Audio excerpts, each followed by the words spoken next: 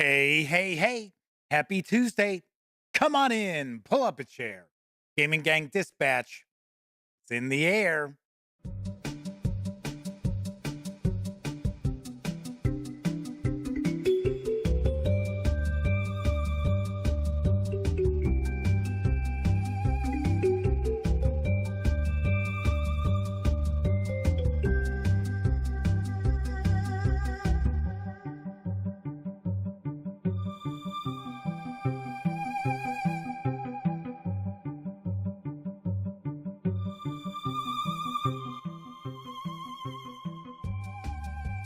Howdy, howdy, howdy, gang. Welcome once again to the Duct Tape Studios.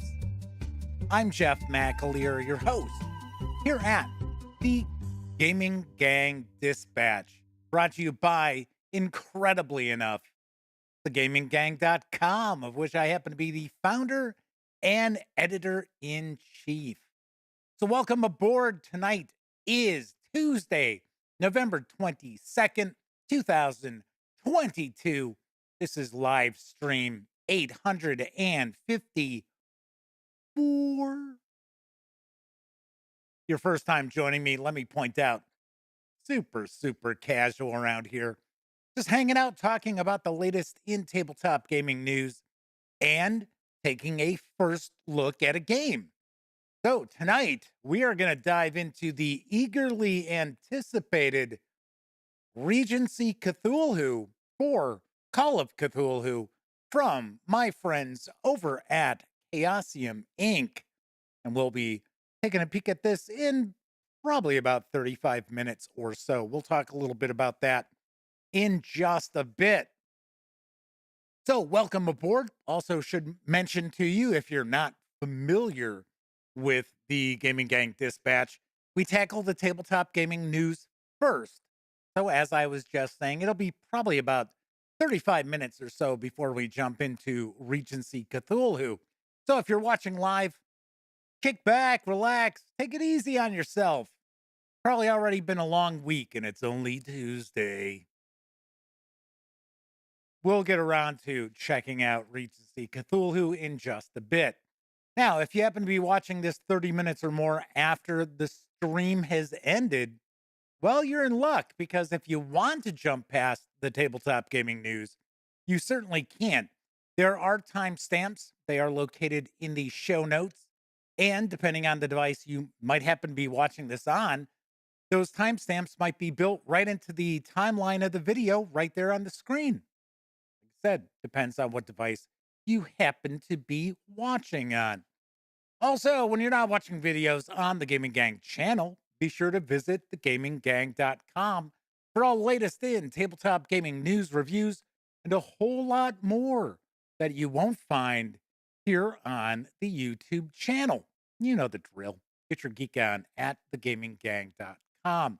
Lastly, this is a live stream. So, of course, that means there is chat available. It's not on screen. It's one of the ways that I keep some of the more unusual commenters at bay. Plus, you must be a subscriber to the channel for at least 48 hours or more before you can take part in chat. Yet another way to keep some of the more unusual commenters at bay. But if you want to say howdy, maybe you've got a question, a comment, maybe there's something about Regency Cthulhu you want a closer look at while we're taking a peek, by all means, chime in. I will do my best to respond. So, first out the gate tonight was Mr. Marmello, who I believe is a first timer joining us in chat. So, welcome aboard. The Happy War Gamer, Mr. Eddie T, is one of our chat moderators. He's hanging out. Arm1384 is with us, as is Kevin R. Smith, 245 Trioxin, Flaming Huron, another of our chat moderators, is with us. So is Kathy Evans. Let's see, is that everybody? Oh no. But wait, there's more. Chensu Chow Chu. I apologize. We'll just say our friend from Taiwan, if I remember correctly, is with us in chat, as well as the Motor City Madman. Yes, Not Ted Nugent. No, it's our pal, the madman, who happens to live in the Detroit area. Well, how about that? And also, there's another chat moderator. So, three of our four chat moderators have chimed in. I will take a stab in the dark. Our pal Sarah D is lurking somewhere as well. So I think we've probably got all of our chat moderators with us. So welcome aboard, everybody. So Kevin mentioned, so apparently that special Dragonlance live stream brought in some new subs. It did. Also, the contest to win one of my two copies of Shadow of the Dragon Queen brings in subscribers too. Because remember, in order to win, you have to be a subscriber. So that is one of the aspects of that contest, that you must be a subscriber. Otherwise, if I pull your name, you're not a sub, you don't win. So there you go. Sarah D is with us as well. All right. So chat is off and running. We got a nice chat cooking. Speaking of that special unscheduled live show that I did on Friday to take a look at the new Dragonlance Deluxe Edition box, we had, I think overall, I think we had 90 viewers for that, which I was shocked because it was a Friday night. I didn't expect the, our usual suspects to be showing up, or at least as many as did for that stream, let alone a bunch of people who had never popped by before. So, everybody, welcome aboard. Let's dive on into the news because I've got a good eclectic mix. Arriving before the end of the year is Swindler.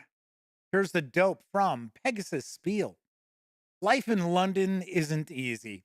The city is run by money bags, though, and now it's time to seize opportunities as swindlers and cut purses claim your share of their wealth.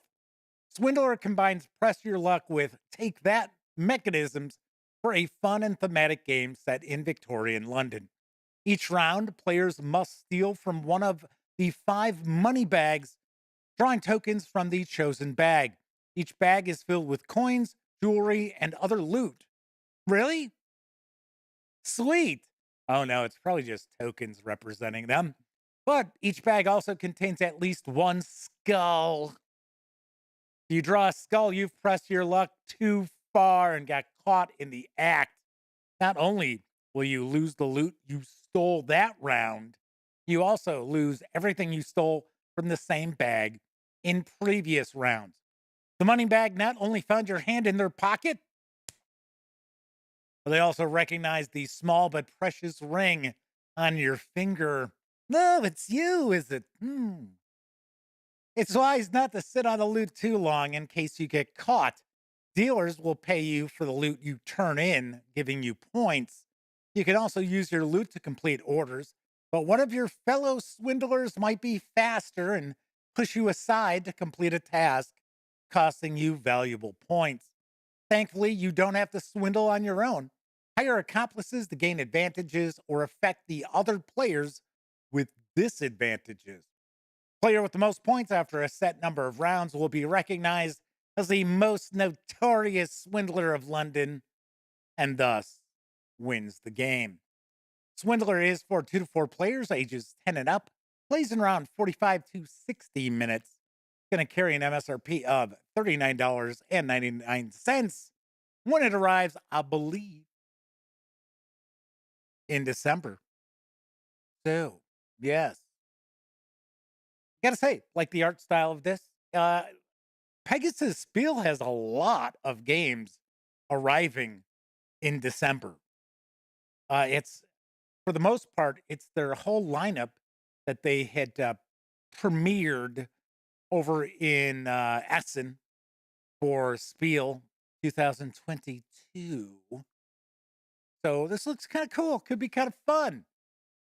Moving right along, there is a new Humble Bundle that features huge savings on the science fiction miniatures game Battletech from Catalyst Game Labs. Here's the deets on the deal. Deploy your battle mechs. Aspiring mech warriors, are you looking to jump into the Battletech tabletop armored combat game? That rolls right off the tongue. Say that 5 times fast. Equip yourself with this bundle of over 20 resources and get started on your journey. This colossal collection features digital rule books, field manuals, campaign books, and more. And when you pay $30 or more, you'll get a physical Battletech beginner box containing 2 high quality miniatures, quick start rules, a map sheet, cards, dice, and more from Catalyst Game Labs. It's for US customers only, and shipping and handling is not included.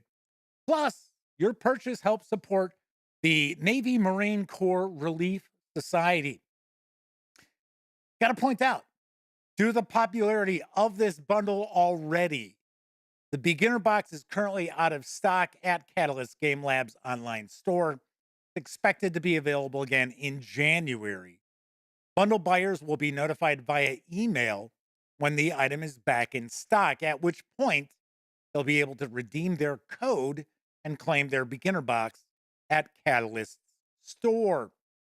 You can score all 27 PDFs and that beginner box for a $30 payment, or if you only want the PDFs, you can do so for $18 through December 17th.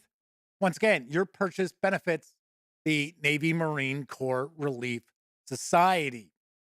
So, once again, this is another bundle that if you've ever kind of been curious about Battletech, this is a perfect opportunity to jump on board.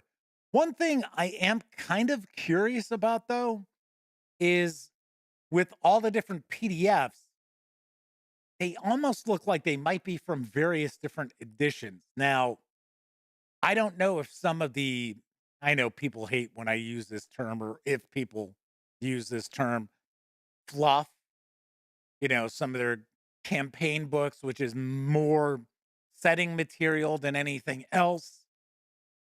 I don't know if that's a big deal. If it's different editions, I would think probably not. But as you can see, the images I'm sharing right now, those are all from the same edition.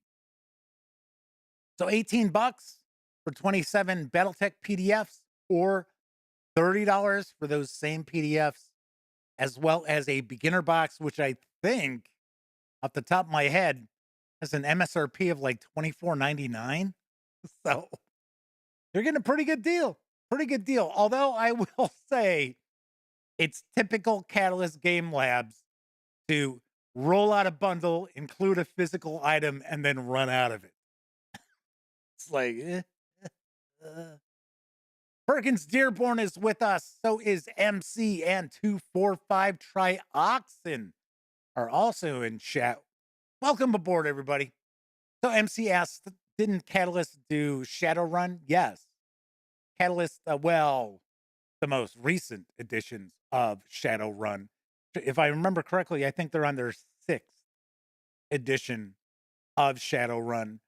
It was originally FASA, so there is that. Always thought Shadowrun was a very cool setting.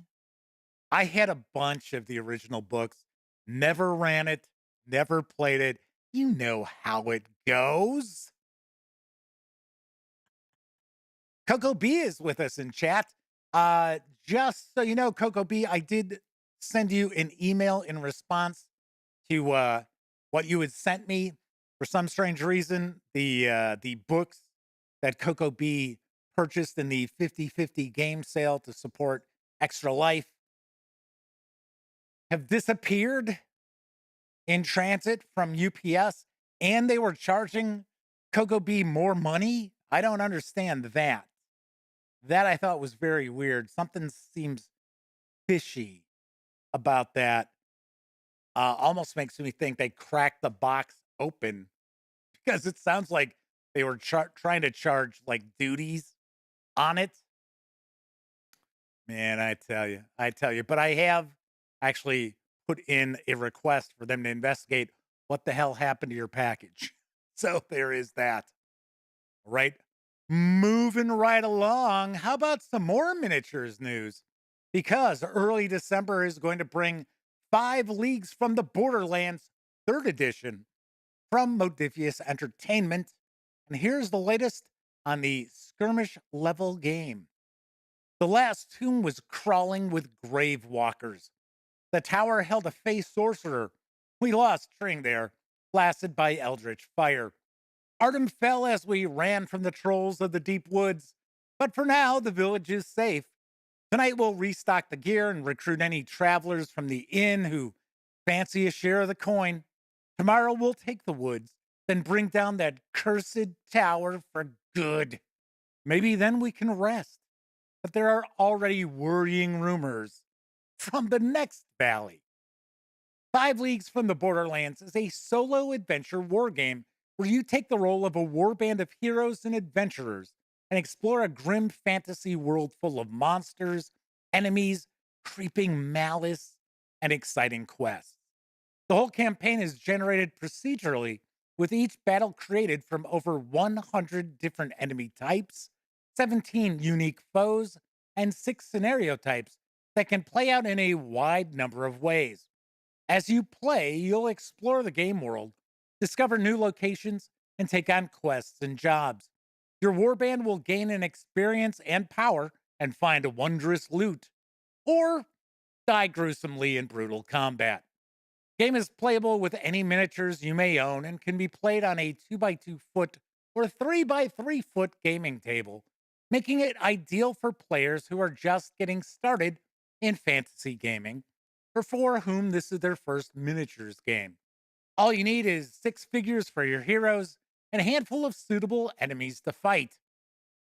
Inside this 232-page full color royal size hardback book, you'll discover a fast moving miniatures agnostic style rule set developed specifically for solo and co op adventure wargaming with a procedurally generating campaign world. All you need is a handful of 6 sided dice, a pair of percentile dice, some paper, and pens. Create a warband of hard as nails adventurers, whether human or one of 5 other origins, and follow their story, develop their skills, gain spells and magical weapons, explore and map out the game world, meet people on the road, discover ancient ruins, fearful villages, and brooding lairs, all the while engaging in desperate battles.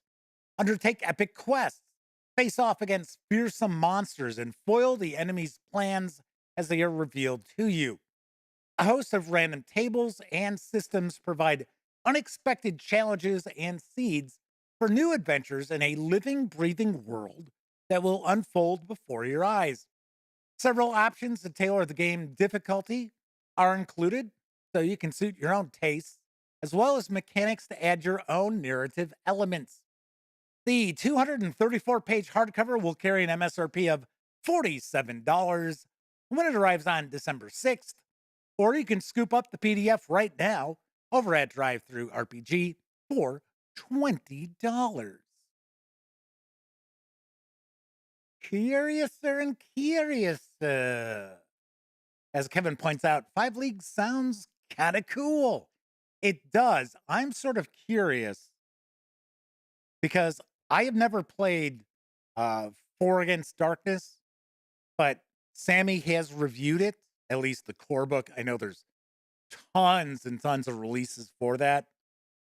I'm kind of curious how this stacks up because I know Four Against Darkness is, I don't want to say it's like a roll and write, but you're like, I know you're rolling up different various rooms. It's like a dungeon delve, but with all the books that have come out, it's really expanded upon that. This seems a little similar without the dungeon delving elements. So I am kind of curious. This could be very, very unique, especially if you're looking for a skirmish level fantasy miniatures game that appears to be kind of an introductory level rule set as well. So Callahan Clatt has popped on into chat. mentioning that they had actually got their hands on the Delta Green stuff. So I hope you enjoy those. Very cool. Very cool. I think I have said hello to everyone in here. Not positive, not positive. Just double checking because you know me. I always do my best to say howdy to everyone. Otherwise, I feel like I'm being rude. All right. On to the next news piece. We got a lot of stuff that's showing up early December.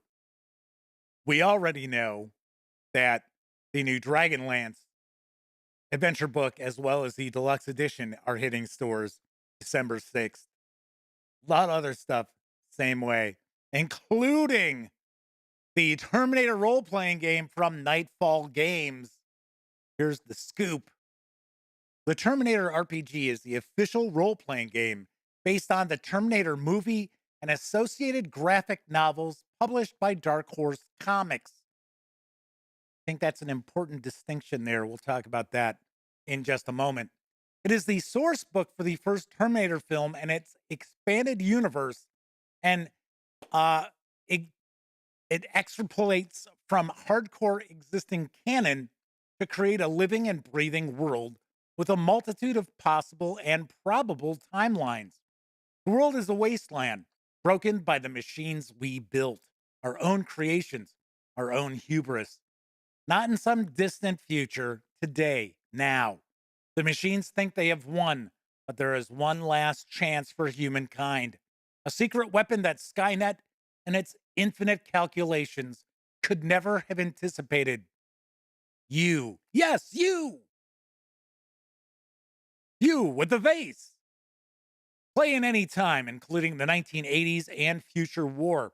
All the main characters from the movie, such as Sarah Connor, Kyle Reese, and the T 800, are included, as is content from the graphic novels and an all new, never seen before Terminator variant, as well as hardware.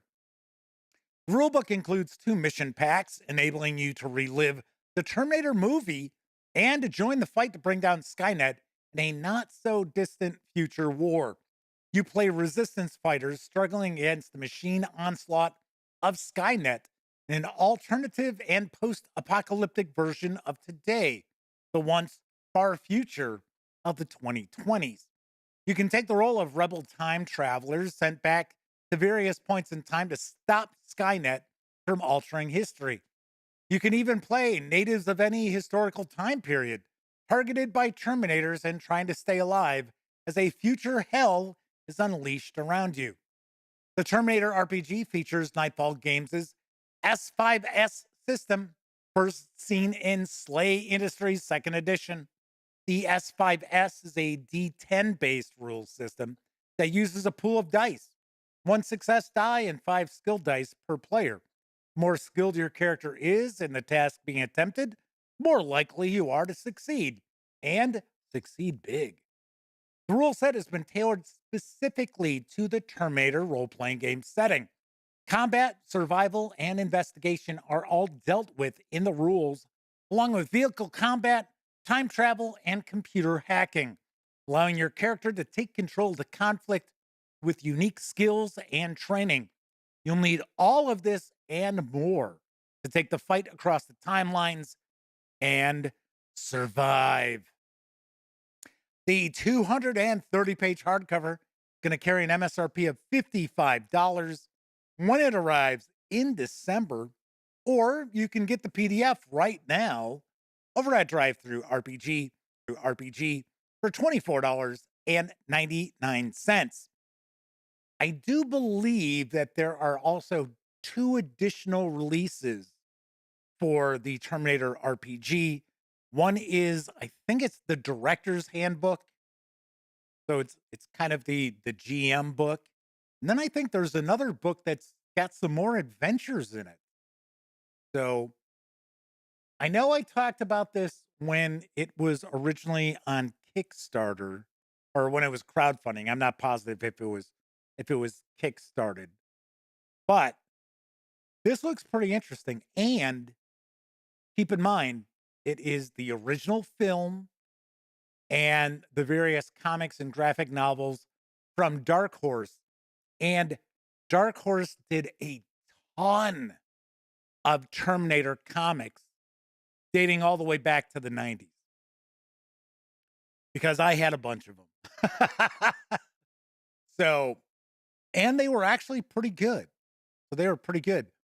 So as far as the canon that's being utilized in this role playing game, I believe it is only the first movie, not Terminator 2, amazingly enough, although that might be something that's coming down the line.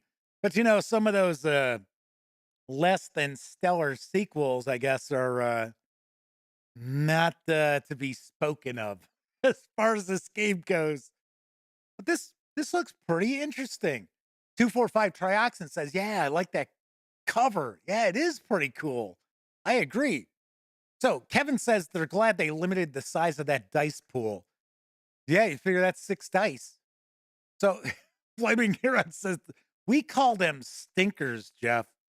Oh, I don't know. I think we call them bombs. All right. 245 Tracks and says they've never heard of Nightfall Games. Well, they do Slay Industries. It's SLA Industries, which I know really nothing about. I've always heard people talk about it being a pretty cool game, but I've even shared some news pieces from time to time, but I really don't know anything about it. But I can say that it looks like at least the production quality of this looks pretty sharp. Although the layout, I think, could use a little bit of work from some of the pages I've taken a peek at here, but not too bad. Not too bad. So Kevin says expanding the line could be a problem given all the multiple timelines in the franchise, but it's a good thing if they never mention the last couple of them, last couple of movies, that is. I thought the last one was okay. I thought that was all right. The one where is it I forget. Terminator, it's like the third Terminator, but I don't think it's called Terminator 3, where John Connor is just this like always complaining and it's too hard. Although the ending is actually kind of cool. Kind of a twist that I did not see coming, and I was like, wow, nice. But the rest of it was like,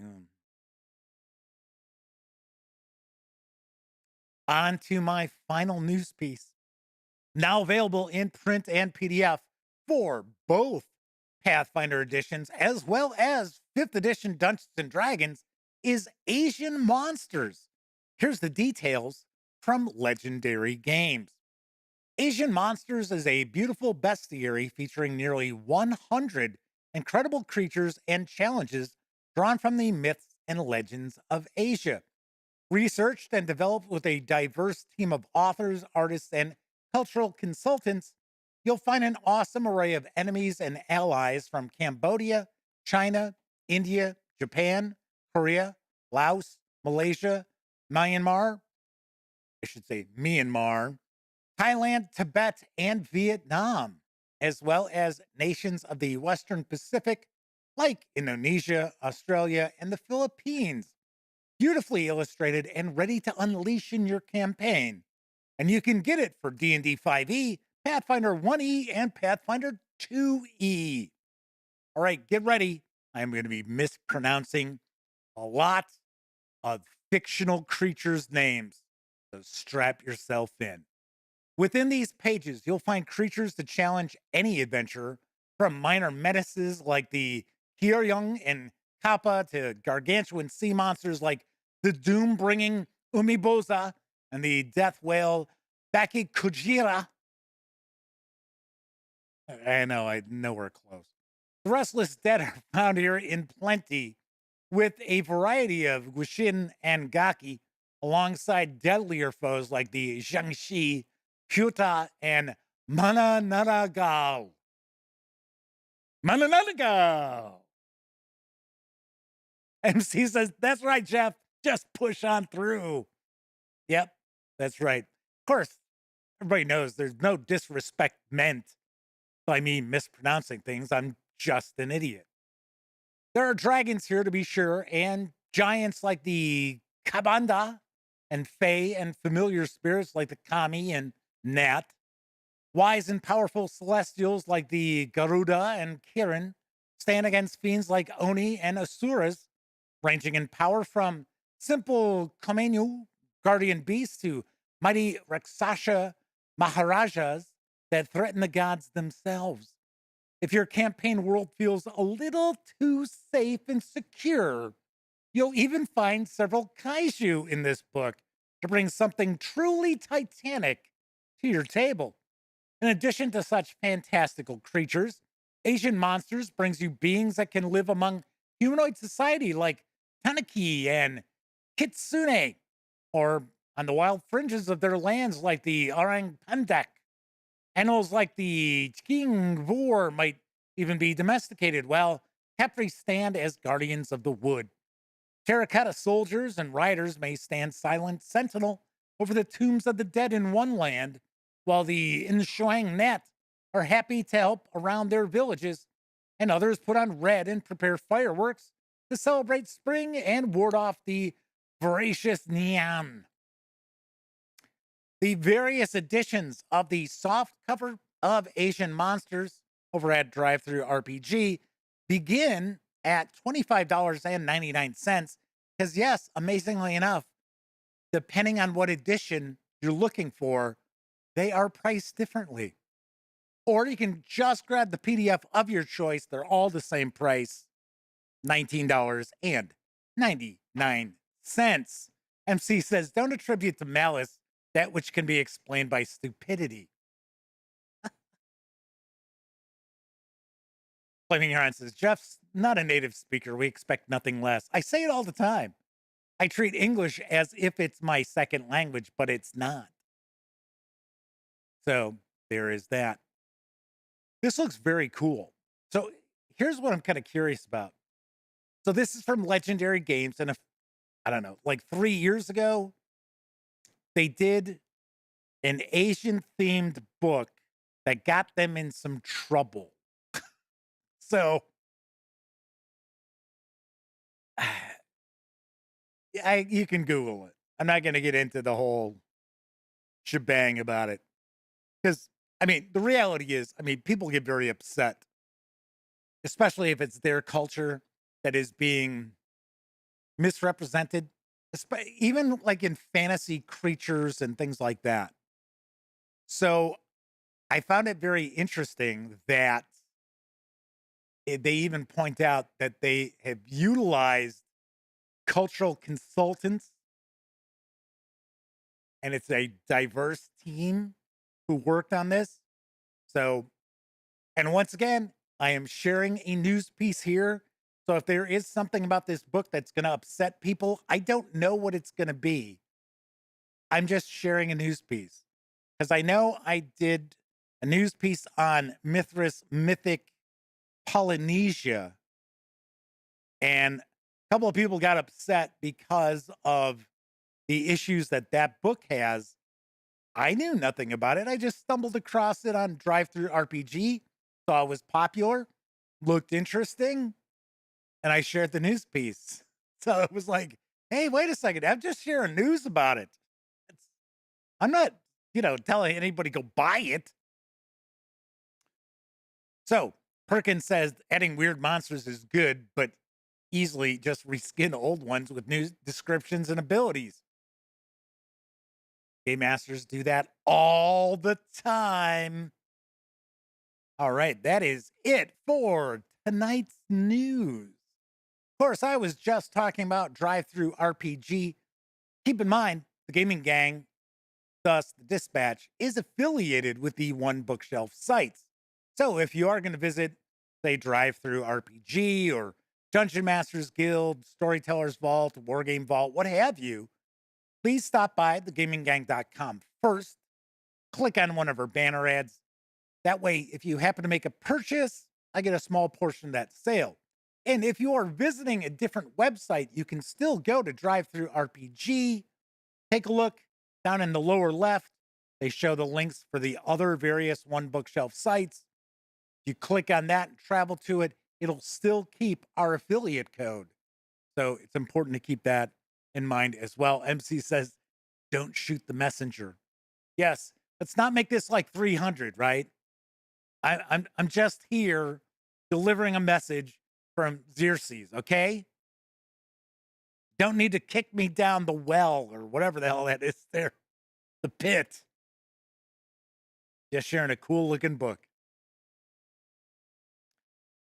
Also, if you like this video, if you dig the channel, if you find thegaminggang.com to be a valuable resource, hell, if you just like what we do, you can swing on over to paypal.me/thegaminggang and making a small donation. Plus, I still have about 130 board games, role-playing games, miniatures games, all up for sale at rock bottom prices over at thegaminggang.com.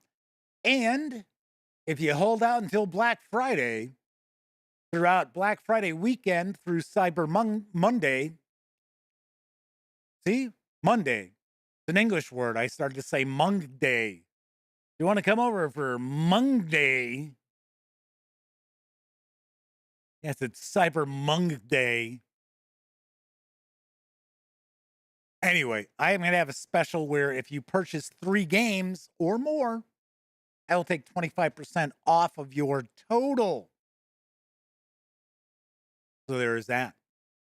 All right. Hey. So, Madman says, in a Savage World space campaign, we named our ship the Messenger. Yeah, that's right. Don't shoot it. Flaming Heron says they hope that I got some pennies and nickels and dimes from their recent purchases. Thank you kindly. Thank you to everybody out there who has taken part in the game sale back when it was benefiting Extra Life. Of course, now I've actually, amazingly enough, I've sold more things after that ended than I did while it was going on. Very bizarre. I thought that was very strange. But thank you very much for those of you who use the banner ads for the One Bookshelf sites, or if you swing over to paypal.me, or if you've bought some games. Thank you very kindly. It is highly, highly appreciated. All right. So we are going to be diving into Regency Cthulhu in just a couple of moments. But first, I think it's time for a brief intermission.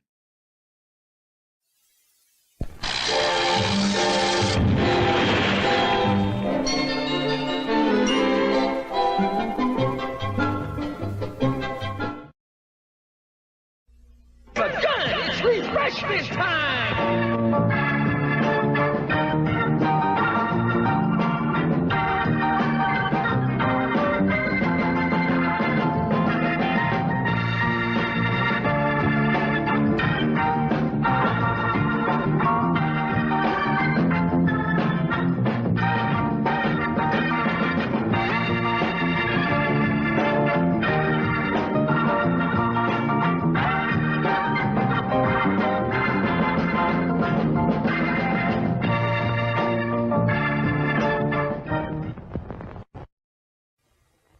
Want a cup of Wilkins coffee? What'll Mr. Wilkins do if I don't? Oh, he'll probably put his foot down.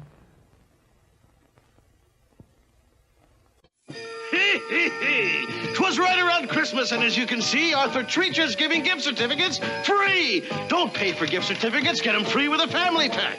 Coupons can save lots of money for you. On fish, on chicken, on shrimp and clams, too. Certificates and coupons worth more than $5 free when you buy an Arthur Treacher family pack. Daddy, afterward, don't forget to bring home our family pack.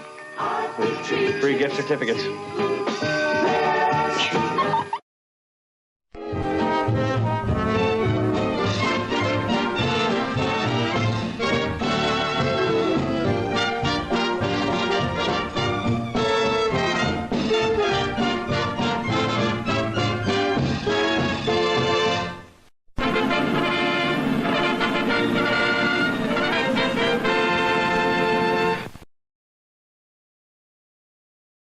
Perkins lives. Although, no doubt, horribly disfigured and disabled now. But he lived. All right, so here's like a really bizarre little side note on that Arthur Treacher's commercial. So I guarantee a vast majority of you will not remember this guy who was playing Santa Claus. But if you ever watched Baba Black Sheep with Robert Conrad, or in reruns, it was Black Sheep Squadron, that actor played one of the pilots. And he used to show up from time to time on Magnum PI. I I actually took a peek to see if I could find his name, and he was being referenced as Dirk Blocker's son, which is not correct. That was a different actor who was in Baba Black Sheep. But it was so bizarre because I saw it, I was like, hey, wait a second. That guy was on Baba Black Sheep.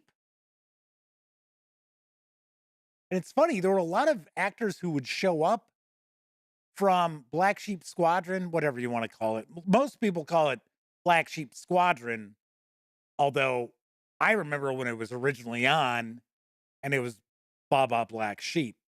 It's, World War II, Peppy Boyington's Pacific Squadron of Misfits, which, of course, wasn't anywhere near true, but still. But that was a Glenn Larson show, and so was Magnum PI, and it was really funny that you would see a lot of the actors who played some of the pilots on Black Sheep Squadron show up in Magnum PI over the years. It was just kind of funny. So, yes, I know that is just so remote, obscure. That's how I operate. You know me. All right, tonight we are going to be diving on into Regency Cthulhu for Call of Cthulhu from Chaosium Inc. It's written by Andrew Peregrine, Lynn Hardy, and friends. I wonder who those mysterious friends are. This 244-page hardcover carries an MSRP of $44.99. I believe it is out now in stores. I'm pretty sure. If it's not, probably hitting this week. You can get the PDF over at Drive-Thru RPG right now for $22.99. Kathy Evans points out, yeah, they saw Black Sheep Squadron. They saw that show. It's still on in reruns on various different, like, Me TV sort of channels. All right, let's swing on over to the other camera because here I've got Regency Cthulhu. Couple of things before we jump on in. Do want to mention the fine folks over at Chaosium Inc. were kind enough to provide me with this review copy. But of course, as always, neither I nor anyone else affiliated with the gaming gang has received any other sort of compensation for me to share this coverage with you. It's important that you know that. Also, stay picture in picture up here.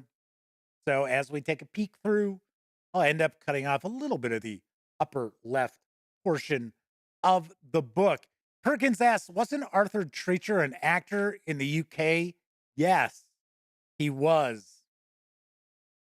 There, if I remember correctly, I think he just kind of was paid to be able to use his name.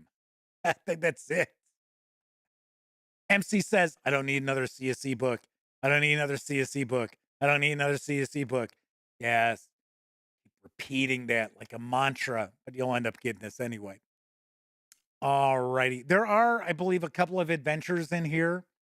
So I should point out, if you're a player and you're hoping that your keeper is going to run adventures or set adventures in the Regency era, then I would probably definitely, I shouldn't say probably, I would definitely recommend tune out now. You don't want any of the surprises ruined just by hanging out. So Kevin R. Smith says, and now all the society ladies get scandalized by inappropriate jokes about tentacles at dinner parties. All right, let's take a look at the back here. Yikes. It's not all that easy to make out the text here. So this is Regency Cthulhu, Dark Designs in Jane Austen's England.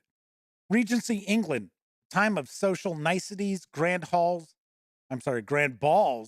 romantic intrigues, and disappointments, as described in the novels of Jane Austen. Yet, through the lens of the Cthulhu mythos, horrors weave themselves into the hearts of everyday Georgians, from the richest to the poorest. Step into the Regency era and work to uncover the dark secrets at the heart of the town of Cherryford.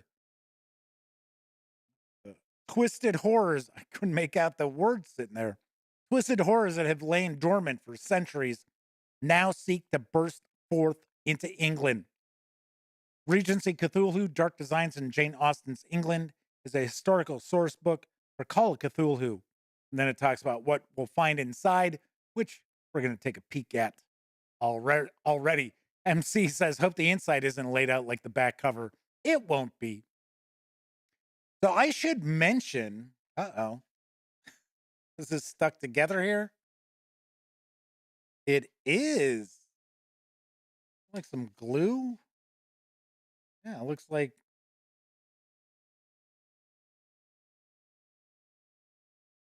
Yeah, it looks like some of these pages are stuck together. So hold on.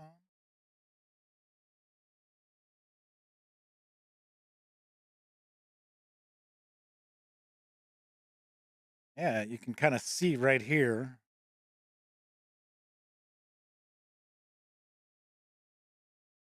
Huh, weird. Anyway, Flaming Hearts is not a good sign. Hopefully, just a bad copy. I don't know. I took the shrink off before I started the stream. I didn't even flip any pages in this. So one thing I want to mention is I don't know if it's still available or not, but there was a book I had, and we are talking years ago. We're probably talking late 80s, maybe early 90s. And off the top of my head, I seem to recall it was titled What Jane Austen Ate and Charles Dickens Wore, or words to those effects. And it was a fantastic source book about the era. And it went into detail about clothing, societal mores, how to play whist. It was excellent because I was using that information for Gaslight Cthulhu. So I don't know if the book is still around. I don't know if it's still in print or if you could find it maybe, relatively cheap used, but it was an excellent resource for that era. Right. So we've got our table of contents. So we're going to have creating Regency investigators, the town of Terryford, long corridor, which must be the first of the adventures, and then the emptiness within, which is the second of adventures. Then we have some appendices. So it looks as if we don't have a ton of page space devoted to the actual Regency period, which at the top of my head, if I remember right, I think it's like 1809 to 1820 is kind of officially the Regency period. Although some people will expand it further out until about 1830. But essentially, it's when King George III's madness had really taken hold of him. So I believe, if I remember correctly, I think it was George, the Duke of York. He eventually becomes king, but he was the regent, so he was running England uh, because King George III could not. So, so in fact, here, oh, I'm sorry, 1811 to 1820. And yes, you may be thinking, King George III, are you talking about the same King George from the American Revolution? Yes, it is. It is the same King George. Welcome to England's Regency period, a brief moment of British history in the early 19th century, almost at the end of the Georgian reign. Although the exact length of the period varies depending on who you listen to, in the strictest terms, the true Regency lasted for less than a decade between the years 1811 and 1820, when Mad King George III was declared unfit to rule, and his son, George, oh, Prince of Wales, that was it, was declared the Prince Regent, hence the Regency era, ending when the prince was crowned King George IV in 1820. So Perkins mentions the pages are cut during the binding process, but connected before final assembly, they would guess. So Kevin says that Polish printer may have cost Chaosium business. Oh, I'm sure this is, I mean, it wasn't a big, it didn't damage the pages or anything. It was, they were just stuck together. It's not the first time that I've encountered role-playing game books that you had to kind of pull the pages apart. So we get a bit of a bio of Jane Austen here with tentacles. All righty then. So a bit of discussion about the social mores, women in society, romance and courtship, sex and sexuality. So if I remember correctly, at this point in time, the English were still relatively bawdy, I guess we'll say. Because we're not in the Victorian era. So the English aren't as prudish as they will eventually become. If I remember correctly, I have I can't remember if it's the Learning Company or if it's the Great Courses, because it's been a few years since I listened to it. But I actually have a it's in MP3 a series of lectures about the Regency era, and I seem to recall that being one of the aspects of the Regency era. So Kevin says, according to Wikipedia, the actual Regency was from 1811 to 1820, but the cultural period goes from 1795 to 1837. Yes. See, I thought it extended kind of into the 1830s as well. So we've got a timeline.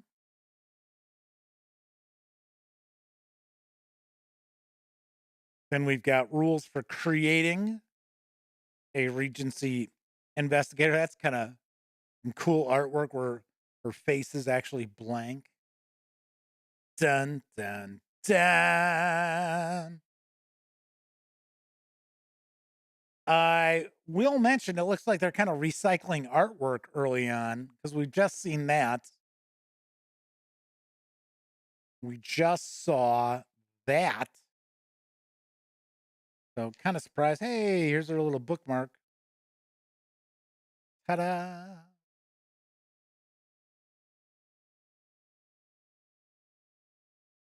So according to this, it says that Chaosium is being historically scrupulous. So it begins with the British Parliament passing the Regency Act in 1811, and it runs until King George III's death in 1820. Right. So here we've got new occupations. So we have gentlemen. So that's obviously one. Jonathan Spencer is with us. Welcome aboard. And Disavow92 is with us in chat as well. Jonathan says, I do not know much about Cthulhu, but if you see any yellow signs, be wary. So we got some new Regency skills. So we have gentleman, gentlewoman, servant, footman, servant, housemaid, the nouveau rich. So we've got Regency skills. So the following skills are not available to Regency characters. Wonder why? Computer use, drive auto, electrical repair, electronics, hypnosis, pilot, most specializations, psychoanalysis, operate heavy machinery, and science, all specializations. Oh, there should still be sciences. And right off the bat, we have astronomy. So we got some new skills discussing credit rating, because of course that would be important. Dancing, drive carriage or cart, etiquette, fashion, gaming, mesmerism, natural philosophy, reassure. And then we've got some uncommon skills. And we got some optional rules using luck, reputation, which of course would be very, very important during both the Regency era as well as Victorian era. So Jonathan says it is their first live stream since joining. Well, kick back and enjoy. So here is Terryford. So this is the setting for the two adventures, I believe. So it's a short campaign as far as I understand. So this chapter presents the town of Terryford as a setting for your Regency Cthulhu games. Here are described many of the landmarks, businesses, and people with whom the investigators will likely interact and visit during the scenarios, the long corridor, and the emptiness within. If you're planning on using either of these two scenarios and are creating your own investigators, we recommend they hail from Terryford or its surroundings.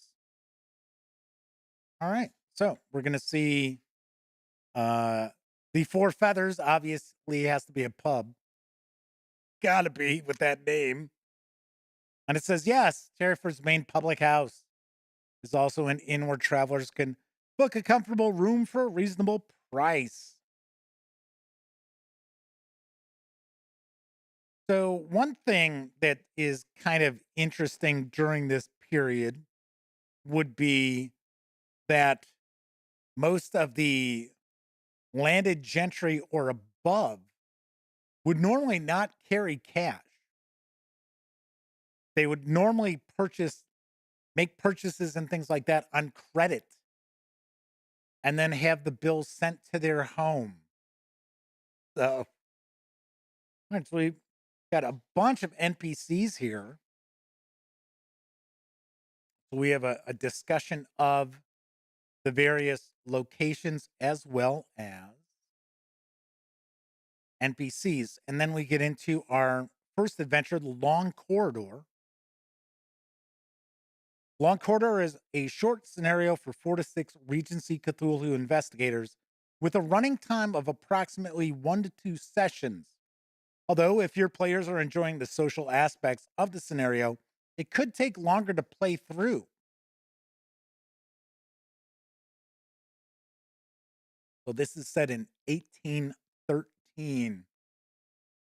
Kevin points out, no doubt they also had a servant whose job it was to pay their bills for them. Normally that was the case. All right, so just kind of taking a peek through and trying to avoid any spoilers here. But I got to be very honest, I'm pretty surprised that so much page count is actually devoted to the adventures. So in reality, Regency Cthulhu is more an adventure book than it is a setting source book, which is cool. I'm glad to see that. So I understand, and I could be absolutely wrong, wouldn't be the first time. But I thought Chaosium's game plan is to release, I don't know if they're going to call it Gaslight Cthulhu or if they're going to call it Cthulhu by Gaslight. But my understanding is they are planning on releasing that next year. So I know I had heard a little bit of it behind the scenes at Gen Con during my discussions. So that's why I was a little surprised that this came out. It is certainly welcome. All new Call of Cthulhu material is welcome in my book. But I was kind of surprised to see, oh, well, there you go. There's a spoiler right there. He's taking him to Oz. I guess that's what's going on there. Twister's going to take him off to Oz. But I was going to say that I was actually kind of surprised to see this come out ahead of time. But now that we see that it's really more adventure than anything else, then I'm not as surprised. So the emptiness within is a longer scenario for 4 to 6 Regency Cthulhu investigators. Set in September 1814, it's designed to follow on from the events of the Long Corridor, and so the players may make use of the same pre-generated investigators provided in Appendix A, as long as they survived, either physically or mentally. Or, of course, you can create new characters as well. We get a bit of a timeline for the scenario. And of course, once again, I am skipping pages. I'm just kind of jumping through here.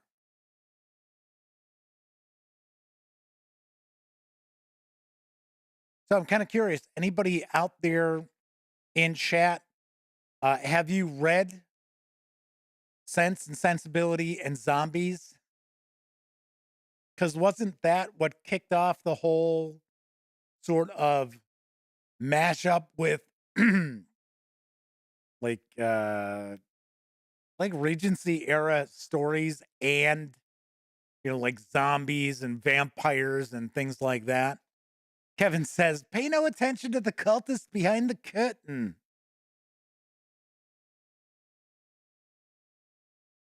So we've got some handouts showing there. Ooh, a night gaunt. Oh.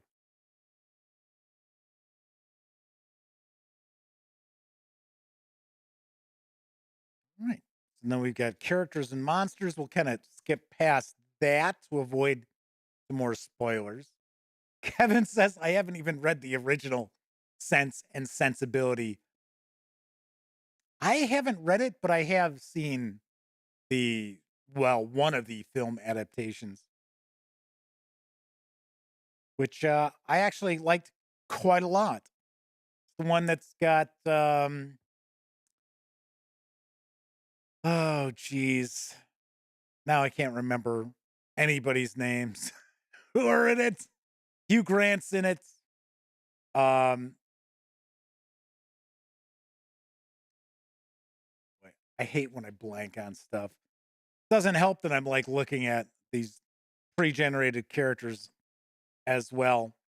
Emma Thompson, that's who I keep trying to think of. Emma Thompson's in it. Kate Winslet's in it. I thought it was really well done. Alan Rickman's in it, who's excellent, and he doesn't play a villain, so that's a bonus. All right, so we've got some appendices here with appendices, I should say, with various different firearms. Got a breakdown of Terryford in 1913. Aha, well, looks like we might have a little bit of a time jump in our adventure there. Kathy Evans says she read the book,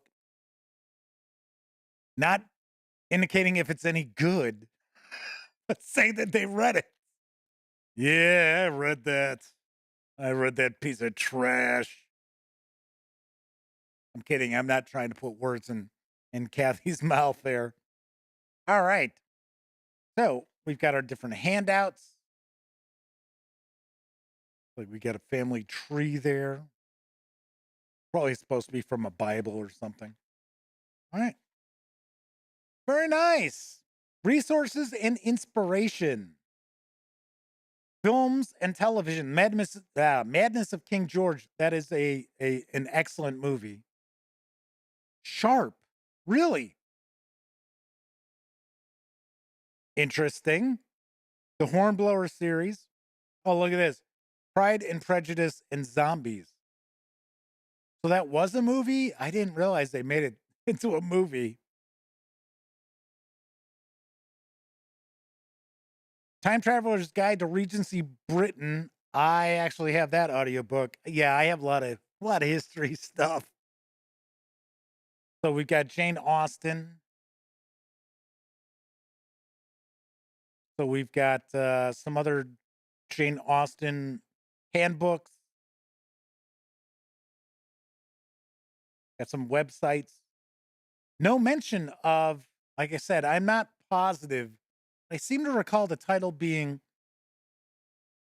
what Charles, what Jane Austen ate and what Charles Dickens wore, or somewhere around that. So we've got our new Regency era Call of Cthulhu character sheets. And we've got one for Pulp as well. That's pretty wild. A Regency era Pulp character. That would be pretty interesting. Okay, and then we've got our index and our authors. Where's and friends? What happened to the friends part? Where are they? Alrighty. So that is a first look at Call of Cthulhu, Regency Cthulhu from Chaosium Inc. Of course, I will have a review of this in the very near future. So, Kevin mentions there's Fate of Cthulhu was supposed to be a Terminator game, but the license fell through. It's about time travelers going back to stop whatever great old one took over the future. I did not know that. I did not know that. All right. Swing on over to the other camera. Yes. Sweet. Very, very cool. Looking forward to diving on into this. And Flaming Heron says, Jeff almost had it. There it goes. What Jane Austen ate and Charles Dickens knew. So Flaming Heron took a look and looked that up. Is that still available? I'm kind of curious if it's still in print or not. It was a soft cover, about yay thick, but I mean it was jam packed with info. And if you had any interest in running any sort of role playing game set during that era, I mean it was certainly a go to volume. Alrighty. So one thing I do want to mention before I wrap up is if you have checked out my Wretched Bastards review, I gave it a 4.5 out of 10. So had some serious issues with it.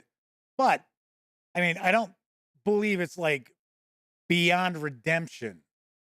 So interestingly enough, one of the comments I made was that they include pre-generated characters, this town, which is actually a pretty cool location, and then the adventure is a separate purchase. So the fine folks over at the Red Room are changing that. So now if you buy the PDF of this, you will also get the adventure. And I wouldn't be too shocked if they actually changed the print on demand file as well. So I thought it was kind of interesting that the folks over at the Red Room are going to make some changes to this based on my review. So it's been a while since a game company did that. Victory Point Games was big on doing that. They were like, oh, yeah, you know what? Oh, that makes sense. Yeah, we will change that. All right. So Coco B says that they read Abraham Lincoln Vampire Slayer, found it to be troublesome in some ways that they handled the abolitionist movement. Now, I know Elliot, my best friend Elliot Miller, reviewed the movie for Abraham Lincoln Vampire Slayer, and he was like, it's all right. So he's like, okay.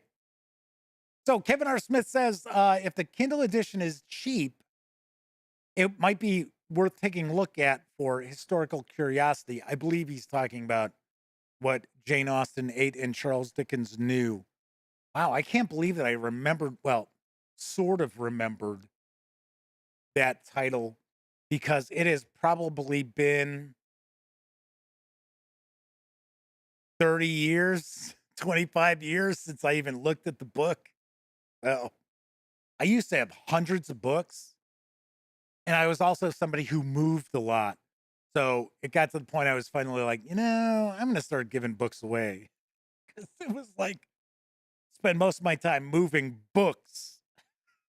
Not fun. All right. So what's cooking on tomorrow's pre-Thanksgiving show? Well, we are going to dive on in and take a peek at Tome of Beasts Volume 3 from my pals over at Cobalt Press. Yes, look at that. I think there's over 400 new beasties in here. So we're going to be taking a peek at this on tomorrow's show. All right, that is it for this time out. If you like this video, by all means, please give it a quick thumbs up. Subscribe to the Gaming Gang channel if you haven't already. And if you do subscribe, ding that bell. It'll not only let you know when the Dispatch streams live Monday, Tuesday, and Wednesday evenings at 7 p.m. Central right here on YouTube. It'll also inform you when I upload other videos, such as my review of Wretched Bastards I was just talking about. Of course, when you're not watching videos on the Gaming Gang channel, be sure to visit gaminggang.com for all latest in tabletop gaming news, reviews, and a whole lot more that you won't find here on the YouTube channel. You know the drill. Get your geek on at thegaminggang.com. If you are watching live tonight, thank you very much. Those of you who were stopping in for like the first or second time, welcome aboard. Hope we get to see you again as well. Of course, if you took part in chat, that's worth extra bonus points, extra experience points, because not only are you keeping me company, you're keeping each other company as well. But of course, I know a lot of people out there, they don't have an opportunity to watch stream live. Doesn't matter if you're watching live or on Memorex. I truly do appreciate each and every one of you taking time out of your busy lives to watch any of the videos on the Gaming Gang channel. All right, everybody enjoy the rest of your morning, afternoon, evening, whatever time of day it happens to be in your neck of the woods. I'll be back tomorrow. And of course, here's hoping each and every one of you gets to enjoy plenty of great gaming with your gang. And now, folks, it's time to say goodnight. We sincerely appreciate your patronage and hope we've succeeded in bringing you an enjoyable evening of entertainment. Please drive home carefully and come back again soon. Good night.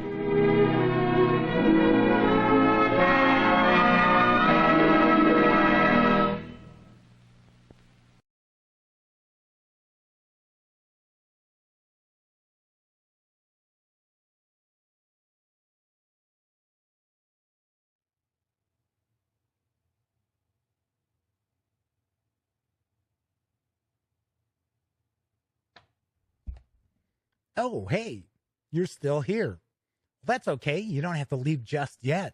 In fact, why don't you subscribe to the Gaming Gang channel right here, or take a peek at the latest live stream, or even find out what YouTube recommends you check out from the channel.